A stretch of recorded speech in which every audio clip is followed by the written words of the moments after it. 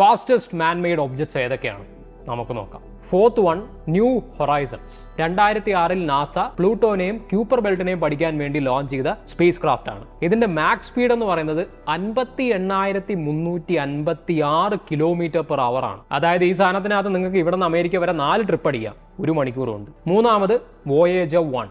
ഇതിനെപ്പറ്റി എടുത്ത് പറയേണ്ട കാര്യമില്ലല്ലോ. 25 ബില്യൺ കിലോമീറ്റേഴ്സ് എവേ ട്രാവൽ ചെയ്യുന്ന ഈ സ്പേസ് ക്രാഫ്റ്റിന്റെ സ്പീഡ് 61,000 km/h ആണ്. ഇനിയാണ് വേറെ ലെവൽ സ്പീഡ്സിലോട്ട് പോകാൻ പോകുന്നത്. Second one, Helios 2.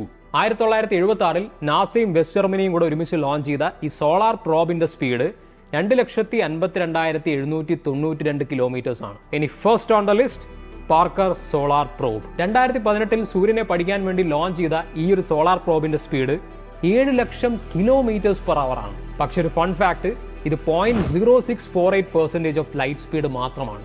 ഒന്ന് ആലോചിച്ച് നോക്കിയേ.